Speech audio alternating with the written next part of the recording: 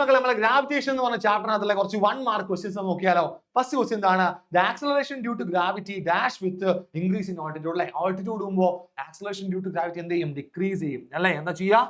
decreases. Okay, decreases ആണ് ചെയ്യാ. Okay, ready അല്ലേ? അടുത്തത് the acceleration due to gravity dash with increase in depth ആണ്. ഡെപ്ത് കൂടുമ്പോഴും എന്താ സംഭവിക്കുക? acceleration due to gravity എന്ത് ചെയ്യും? ഡിക്രീസ് ചെയ്യാണ് ചെയ്യല്ലേ. മുകളിലേക്ക് പോകുമ്പോഴും താഴേക്ക് പോകുമ്പോഴും acceleration due to gravity decrease ആണ് ചെയ്യുന്നത്. റെഡി അല്ലേ? അടുത്ത എന്താണ്? at the center of the earth the acceleration due to gravity g is 0 അല്ലേ. Central acceleration due to gravity എന്താണ്? 0 ആണ്. അടുത്തത് എന്താണ്? 3 objects with a mass 40 kilogram അല്ലെ. മൂന്നാൾക്കും 40 kilogram ആണ്. are placed in a straight line 50 centimeter apart അല്ലെ. എത്രയാണ്? 50 centimeter apart-ലാണ് രണ്ടും വെച്ചിട്ടുള്ളത്.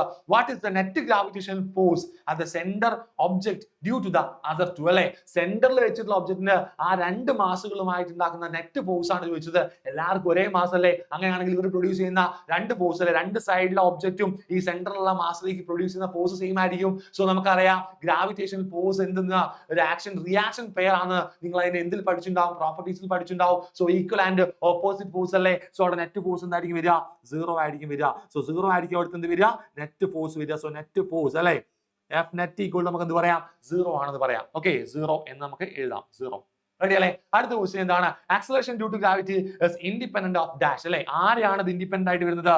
മാസ് ഓഫ് ദി ബോഡിയെ ഇത് എന്ത് ചെയ്യുന്നില്ല? ഡിപെൻഡ് ചെയ്യില്ല. So independent of mass of the body എന്ന് പറയാം. അടുത്ത ക്വസ്റ്റ്യൻ ഏതാണ്? Write the relation between acceleration due to gravity and gravitational constant. നമുക്കറിയാം നമ്മുടെ ആക്സലറേഷൻ ഡ്യൂ ടു ഗ്രാവിറ്റിന്റെ ഇക്വേഷൻ എന്താണ്? gm/r². ഇത് തന്നെയാണ് നമ്മുടെ റിലേഷൻ. നോക്കിയേ, ആരൊക്കെ നമ്മൾ റിലേറ്റ് ചെയ്യാൻ നമുക്ക് ഇവിടെ?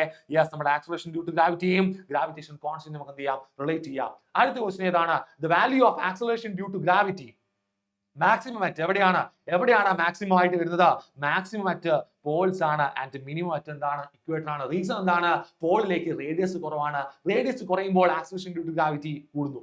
റെഡി അല്ലേ? നെക്സ്റ്റ് ക്വസ്റ്റ്യൻ ഏതാണ്? Escape speed of an object from the earth ആണ്. എർത്തിലെ എസ്കേപ്പ് സ്പീഡ് എത്രയാണ്?